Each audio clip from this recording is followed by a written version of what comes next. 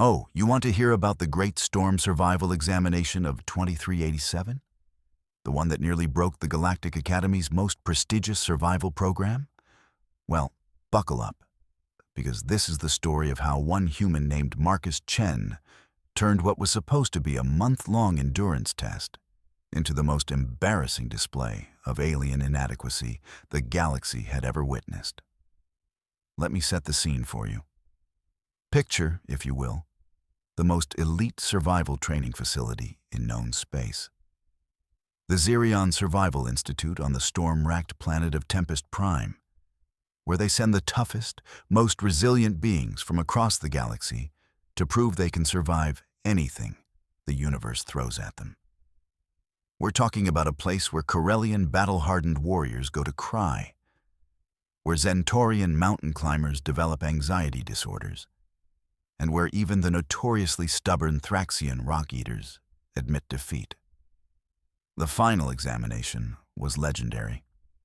One full rotation of Tempest Prime, which, for those keeping track at home, is roughly 32 standard days of pure meteorological hell. Storm seasons that would make a hurricane look like a gentle breeze, temperatures that swing from Arctic wasteland to surface of a star, faster than you can say hypothermia, and terrain that changes hourly thanks to the planet's delightfully unstable geological activity.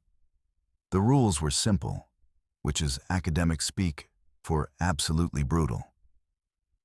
Each candidate gets dropped at a random location with nothing but standard-issue survival gear. One emergency beacon for life-threatening situations only. One multi-tool, one thermal blanket, and 3 days' worth of basic rations. 32 days later, they get picked up. If they're still breathing and haven't used their emergency beacon, they pass. If not, well, the Academy has excellent medical facilities and even better lawyers. This particular examination cycle had attracted quite the impressive roster. There was Korvac the Immovable, a Thraxian whose species literally ate rocks for breakfast and could hibernate through nuclear winter. Zarathel of the Wind-Touched Clan, a Zanari whose people had evolved in the gas storms of their homeworld and could literally breathe lightning. Gorthak Prime, a cybernetically enhanced Corellian who had replaced 70% of his body with military-grade survival equipment, and about 20 other equally terrifying specimens of galactic toughness. And then there was Marcus Chen. Now, Marcus was what the other species politely called a typical human, which in galactic diplomatic circles was code for squishy, fragile, and probably going to die horribly within the first week. He was of average height, average build, with a kind of unremarkable appearance that made him blend into crowds on any world with a halfway decent human population. His survival credentials were, shall we say, modest. A few camping trips on Earth, some rock climbing, basic wilderness training from his military service, and an inexplicable fondness for those old survival shows where people ate bugs and made fires out of pocket lint. The other candidates looked at Marcus the way you might look at a house cat that had wandered into a lion's den, with pity mostly, and a certain morbid curiosity about exactly how spectacular his failure would be. The drop-off went about as expected. The Academy's transport ship, shielded against Tempest Prime's perpetual electromagnetic storms, deployed each candidate to their designated survival zone. These locations were carefully chosen to be maximally unforgiving. Korvac got deposited on a windswept plateau where the temperature never rose above freezing and the rock formations provided about as much shelter as a screen door. Zarathel found herself in a canyon system where flash floods and lightning strikes were a daily occurrence. Gorthak Prime was unceremoniously dumped into a swampland where the water was mildly acidic, and the local wildlife considered anything that moved to be a menu item. Marcus got the Northern Badlands. If you've never seen the Northern Badlands of Tempest Prime, consider yourself fortunate. Imagine the worst desert you can think of. Then make it colder. Add frequent sandstorms that could strip paint off a battleship. Throw in some unstable cliff formations that like to collapse without warning. And top it all off with absolutely zero natural water sources for 100 kilometers in any direction. Oh, and the local temperature swings between -40 and +60 degrees Celsius, depending on which way the wind is blowing. It was the kind of place where even the bacteria had given up and moved somewhere more hospitable. The Academy observers, safely tucked away in their orbital monitoring station, settled in for what they expected to be a month of watching various species demonstrate their legendary survival skills.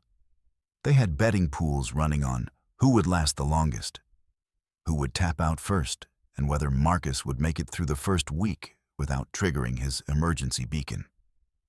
What they got instead was 32 days of the most educational experience in xenobiology any of them had ever witnessed. Day 1 was pretty standard.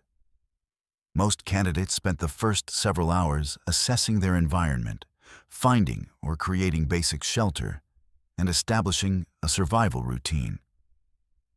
The Thraxian found a cave system and began the slow process of carving out a more comfortable living space with his bare claws.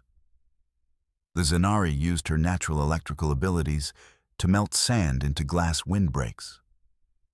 The Corellian activated various internal systems and began constructing what could only be described as a high-tech survival bunker. Marcus did something different. While the others were carefully conserving energy and settling in for the long haul, Marcus spent his first day walking. Not wandering aimlessly, mind you, but walking with purpose, covering ground at a steady pace that ate up kilometers while barely seeming to exert himself. The observers watched with mild interest as he made his way across the Badlands, occasionally stopping to examine rock formations, plant life, or changes in terrain elevation. "What's the human doing?"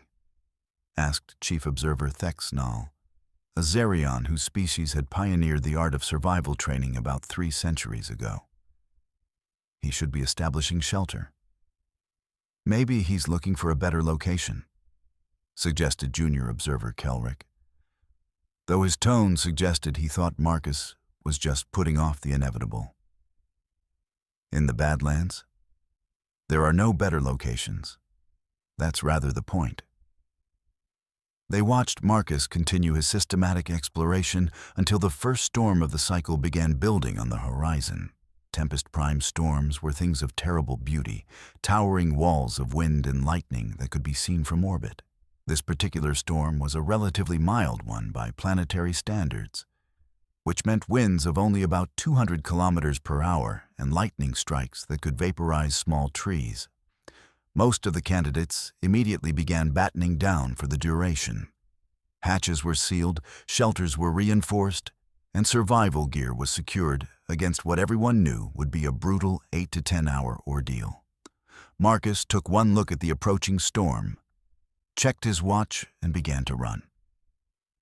Now, humans have a reputation in galactic society for being decent endurance runners. It's one of the few physical activities where they consistently outperform species that are otherwise superior in every measurable way. But what Marcus did that evening went beyond decent endurance running and entered the realm of, what the hell is wrong with this creature's cardiovascular system? He ran for 6 straight hours. Not jogging, not the careful pace of someone conserving energy for a long journey, but actually running at a pace that should have killed him from exhaustion within the first hour. He ran through terrain that would challenge an all-terrain vehicle, maintaining his speed over loose sand, rocky outcroppings, and the kind of uneven ground that usually requires careful navigation just to walk across safely. And he was building something while he ran. The observers had to keep switching between different monitoring drones to follow him. And what they saw defied several known laws of physics, biology, and common sense. Marcus wasn't just running randomly. He was following a pattern, a carefully planned route that took him to specific locations where he would pause just long enough to do something. Plant a stake here, move a rock there, pull some desert vegetation, and bundle it in a particular way. Is he marking territory? Wondered Kelrick. No, said Thexnall slowly, leaning forward in his observation chair. He's construction staging. By the time the storm hit in full force, Marcus had covered nearly 80 kilometers and established what could only be described as a supply chain. He'd identified and prepared materials, established waypoints, and created what appeared to be the foundation for some kind of structure at a location about 15 kilometers from his original drop point. Then the storm arrived, and the observers lost visual contact with everyone. Tempest Prime storms weren't just weather events. They were natural disasters with attitude problems. Winds that could pick up a hover car and throw it into the next time zone. Lightning that struck continuously for hours at a time. And electromagnetic interference that made sensor readings about as reliable as a Corellian's promise to share food. The storm raged for 9 hours and 17 minutes. When it finally passed and the sensor drones could operate again, the observers began their post-storm check on the candidates. Korvac was fine, naturally. His cave system had protected him, though he'd lost some of his carefully hoarded supplies to seepage. Zarathel had actually seemed to enjoy the storm, using the electrical activity to recharge her natural energy reserves. Gorthak Prime's bunker had weathered the assault perfectly, as expected. The other candidates had fared variably, but all were accounted for and in reasonable condition. A few had minor injuries, most had lost some supplies, but everyone was alive and continuing the examination. Then they found Marcus. Rather, they found what Marcus had built. While the storm had been raging, while winds that could level buildings had been tearing across the Badlands, while lightning had been turning sand into glass, Marcus had somehow constructed a shelter that looked like it could survive a direct orbital bombardment. It wasn't just a shelter. It was architecture. The main structure was built into and around a natural rock formation. But Marcus had modified the terrain in ways that should have required heavy machinery. Channels had been carved to direct wind flow around the shelter rather than through it. Sand and smaller stones had been piled and shaped into berms that created aerodynamic deflection barriers. The entrance was positioned to take advantage of natural wind patterns, creating a pressure differential that actually helped keep the interior temperature stable. The shelter itself was a masterwork of engineering that used every scrap of available material with ruthless efficiency. Desert plants had been woven together with strips of cloth from his spare clothing to create insulation panels. Rocks had been fitted together with clay-based mortar that Marcus had apparently made from local soil and his own water rations. His thermal blanket had been incorporated into a heat distribution system that used thermal mass and air circulation to maintain comfortable temperatures. But the really impressive part was the infrastructure. Marcus hadn't just built a shelter, he'd built a survival habitat. There was a water collection system that used condensation, filtered runoff, and even atmospheric moisture extraction, food storage areas that took advantage of natural temperature variations to keep his rations fresh and supplement them with local edible plants he'd somehow identified in the middle of a sandstorm, a waste management system that would have made sanitation engineers weep with joy. And he'd done it all in one night, during a storm that had sent everyone else running for cover. "That's impossible," said Thexnall flatly. "The readings don't lie," replied Kelrick, staring at his instruments. Construction began approximately 47 minutes after the storm hit and was completed 6 hours and 12 minutes later. In winds that were clocked at over 200 kilometers per hour. Yes, sir. With lightning strikes occurring every 3 to 4 seconds in his immediate area. Yes, sir. Using only the materials he staged during his afternoon run and basic survival tools. Yes, sir. There was a long pause as both observers contemplated what they were seeing. I think, said Thexnall slowly, we may need to recalibrate our understanding of human survival capabilities. The next few weeks only made things worse for galactic understanding of human limitations. While the other candidates were engaged in the grim business of rationing supplies, conserving energy, and enduring the daily struggle for survival, Marcus had apparently decided to go into the hospitality business. His shelter grew. Not expanded, mind you, grew.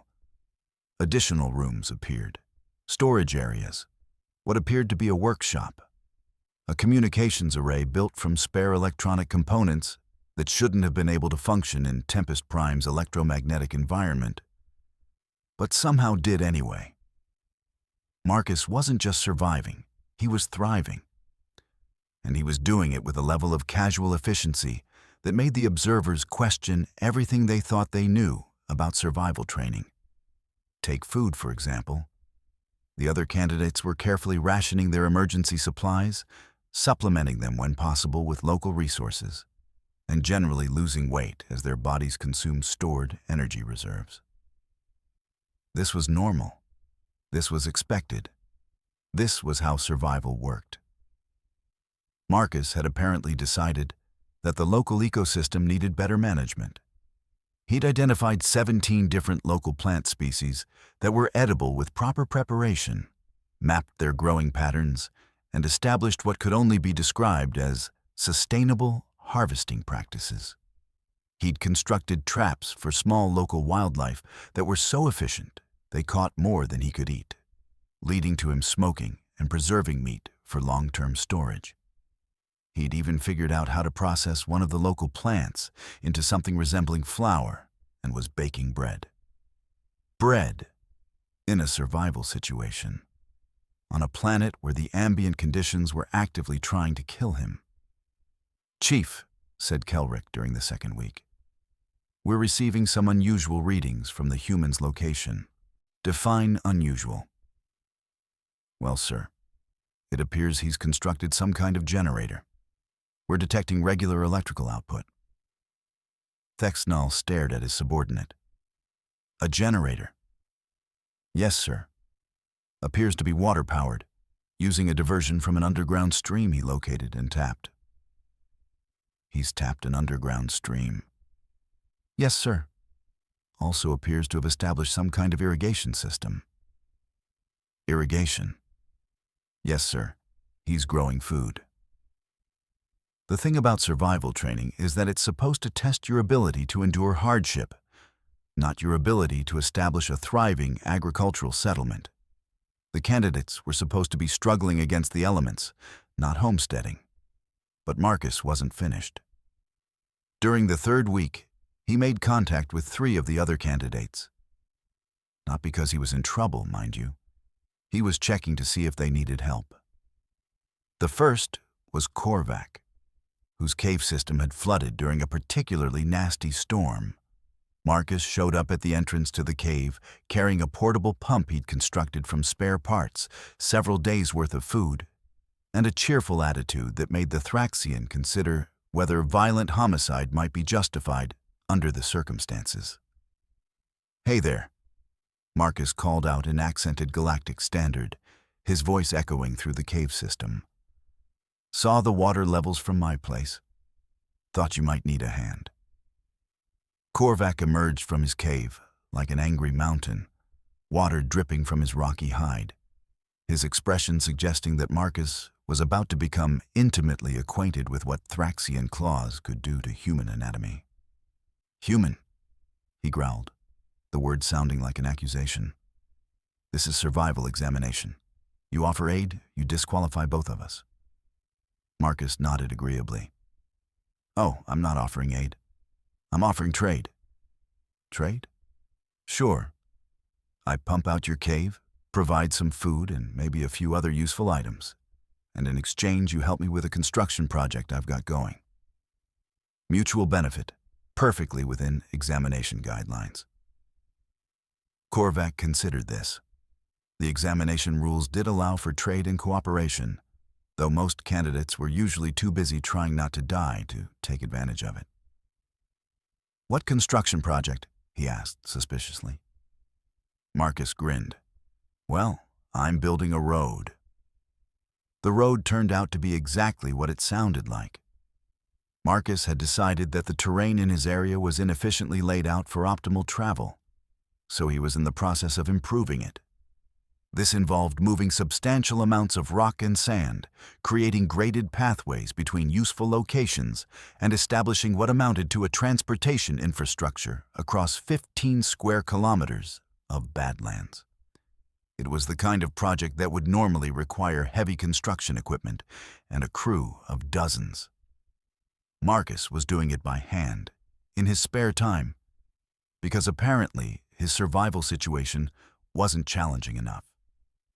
Korvac, who possessed the kind of raw, physical strength that made construction equipment look puny, found himself genuinely impressed by the scope and ambition of the project.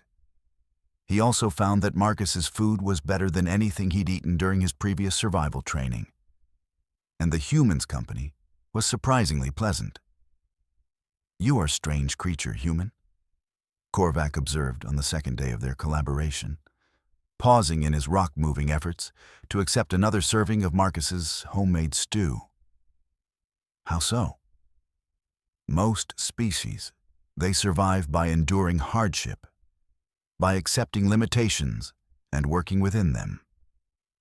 You survive by refusing to acknowledge that limitations exist."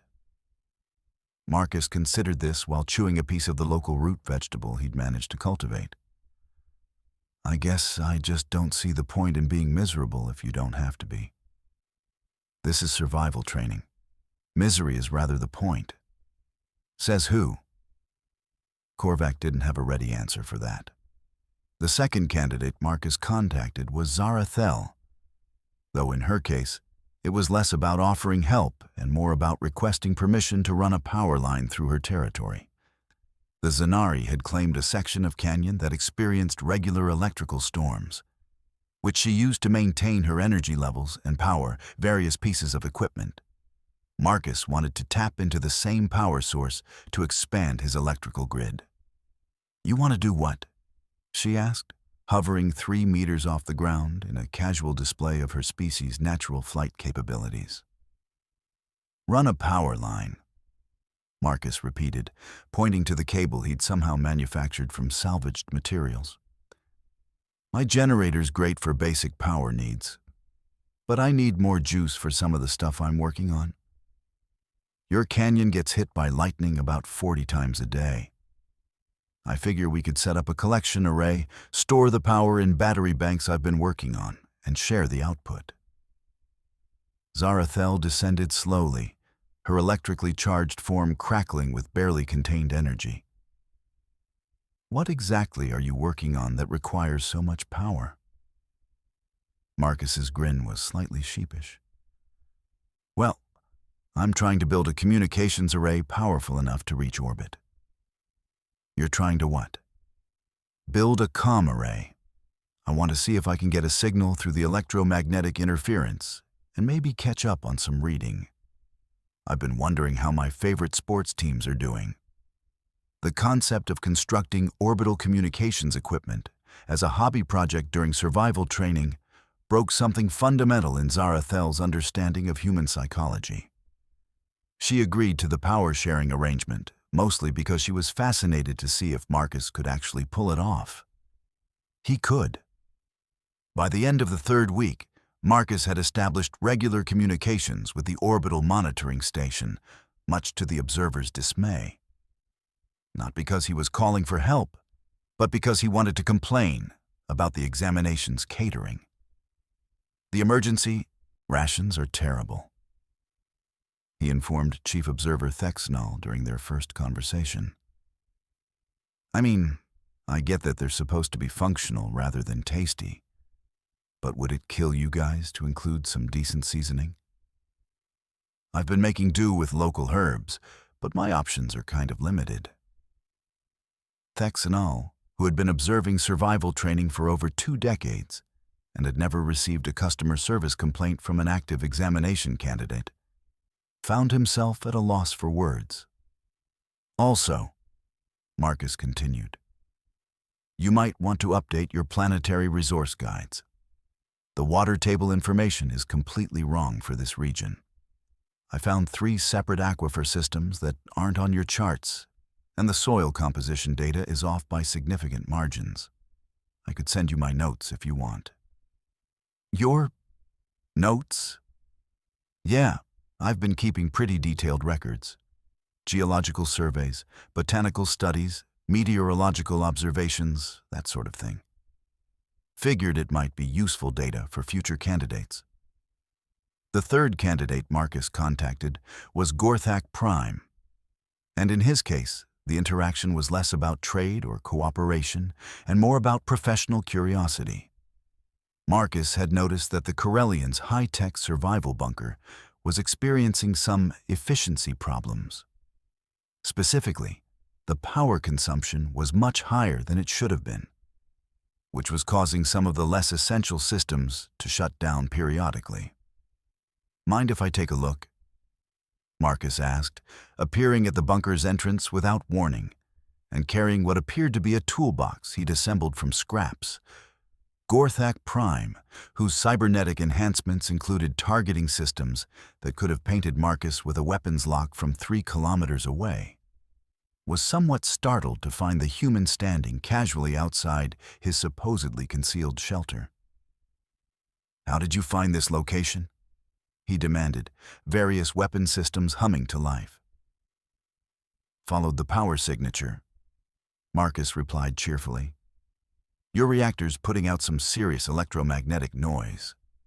Also, you've got a pretty distinctive heat bloom, and your waste management system is venting exhaust in a pattern that's visible from orbit if you know what to look for. The Corellians' weapon systems powered down as he considered the implications of this. You have orbital surveillance capabilities? Built a comm array. Nothing fancy, but it gets the job done. Anyway, I noticed your power consumption patterns suggest you've got some inefficiencies in your electrical systems. Want me to take a look? I'm pretty good with electronics. What followed was perhaps the most educational afternoon in Gorthak Prime's military career. Marcus spent several hours crawling around the Corellians' bunker with apparent fascination, asking technical questions, offering suggestions, and making small modifications that somehow improved system efficiency by 37%. You are engineer? Gorthak Prime asked, watching Marcus rewire a circuit board with casual expertise. Nah, I'm in customer service. But I've always been good with fixing things. My dad was a mechanic, taught me that most problems have simple solutions if you just think about them the right way. Customer service. Yeah, for a shipping company back on Earth. Pretty boring stuff, mostly dealing with people who are mad about late deliveries. Gorthak Prime, who had spent 12 years in military engineering and possessed enough cybernetic enhancement to qualify as a mobile weapons platform, watched this customer service representative solve technical problems that had been giving him trouble for days. Human engineering capabilities are underrated in galactic databases, he observed. Marcus shrugged. We're pretty good at making stuff work. Comes from being too stubborn to accept that something can't be fixed. By the 4th week, word had somehow spread among all the candidates that the human was running what amounted to a one-man civilization in the middle of the Badlands. Marcus had established trade relationships with most of them, providing food, equipment, technical services, and general problem-solving in exchange for raw materials, specialized knowledge, and occasionally just good conversation. His settlement had grown into something that barely resembled a survival shelter anymore. There were multiple buildings, all constructed with the same ruthless efficiency that characterized everything Marcus built. Power and water systems that wouldn't have been out of place in a small city. communication equipment that somehow maintained clear signals despite Tempest Prime's electromagnetic interference, food production capabilities that were actually exceeding his consumption needs. The observers had given up trying to understand what they were seeing and had started taking detailed notes for what would undoubtedly become the most significant survival training case study in galactic history. "Chief," said Kelrick on day 28, "the human is requesting permission to extend his communications array." What does he want to communicate with now? Apparently, he's identified the orbital monitoring station's communication protocols and wants to patch into the Academy's main database. Thexanol rubbed his temples with all four of his hands. "What does he want with our database?" "He says he wants to download technical manuals for the monitoring equipment so he can help us improve our sensor coverage." "He wants to help us." "Yes, sir. He also mentioned that he's designed some improvements to the survival training program that might be worth considering." "Improvements?" "Yes, sir. He's put together a comprehensive report with recommendations for equipment upgrades, better resource documentation, and more efficient candidate monitoring procedures." By the time the 32nd day arrived and the pickup shuttles were dispatched, Marcus had transformed his section of the Badlands into something resembling a small but thriving frontier town. The other candidates, rather than being exhausted and depleted by their ordeal, had spent the final week of the examination visiting Marcus's settlement and participating in what could only be described as a survival training graduation party. Marcus had prepared a feast using local ingredients, established comfortable accommodation for his guests, and somehow managed to brew alcohol from native plants. The candidates, who should have been grim survivors counting down the hours until extraction, were instead relaxed and well-fed participants in what appeared to be a cultural exchange program. The pickup shuttles arrived to find Marcus giving guided tours of his various construction projects, explaining his agricultural experiments, and leading technical discussions about optimal survival strategies. Several of the candidates were taking notes. Chief Observer Thexnall, who had descended to the surface to personally oversee the extraction and try to understand what had happened to his survival examination, found Marcus in the process of dismantling his settlement. "You're tearing it down?" Thexanol asked, watching Marcus carefully disassemble structures that had taken weeks to build. "Well, yeah," Marcus replied, wrapping cables around his arm with practiced efficiency. "Leave no trace principles. Take only pictures, leave only footprints and all that. This is a pretty fragile ecosystem, and I don't want to mess it up for the local wildlife." "But you built all of this in a month." 32 days, actually.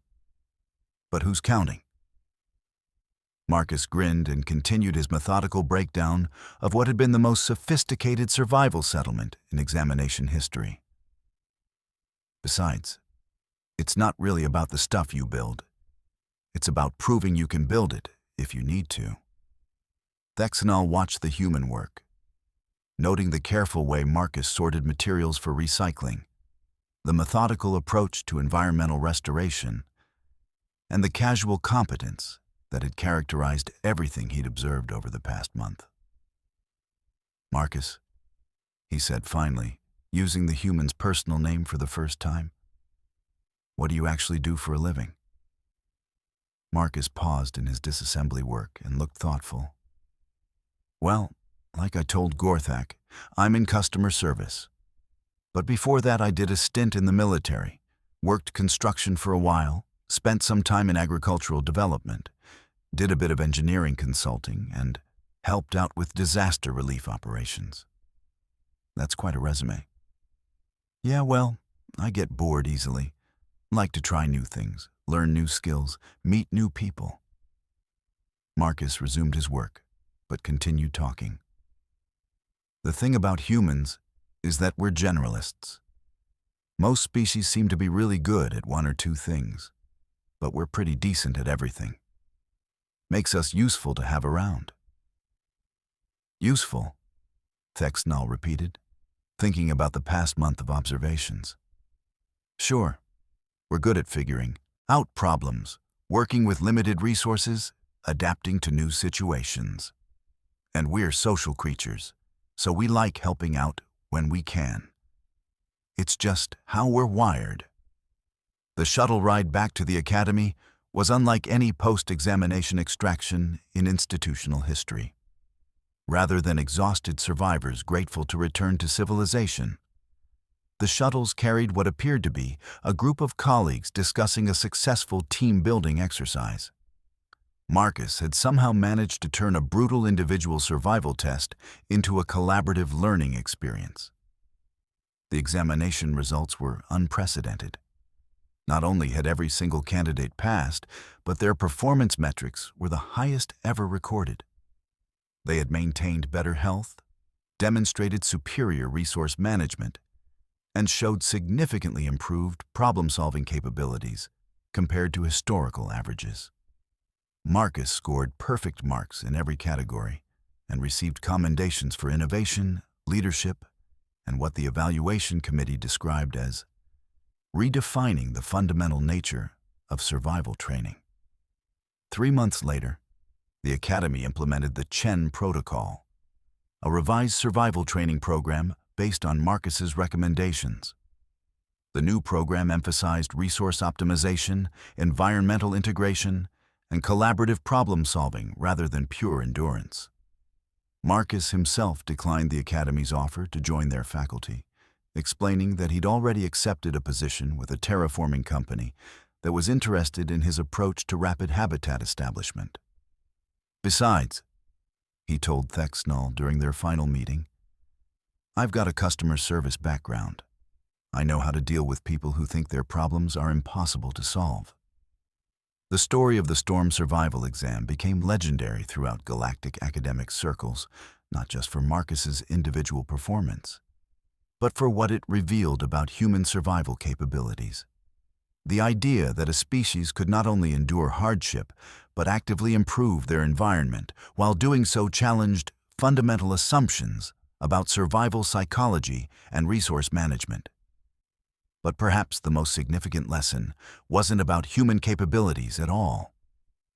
It was about the difference between surviving and thriving, between enduring hardship and refusing to accept that hardship was inevitable. Marcus had looked at the most challenging survival examination in known space and seen it not as a test to be endured, but as a problem to be solved. And in solving it, he demonstrated something that would reshape galactic understanding of what it meant to be truly adaptable. Years later, when other species asked about the legendary human survival capabilities, Academy graduates would share the story of Marcus Chen and his month in the Badlands. They'd talk about the settlement he built, the infrastructure he established, and the way he'd turned a brutal individual ordeal into a collaborative success. But mostly they'd remember the cheerful customer service representative who had looked at impossible survival conditions and decided they just needed better management, because that, more than anything else, was quintessentially human. The stubborn refusal to accept that things couldn't be better, combined with the practical skills and social instincts to actually make them better. And if that wasn't the most terrifyingly optimistic thing in the galaxy, the observers weren't sure what was.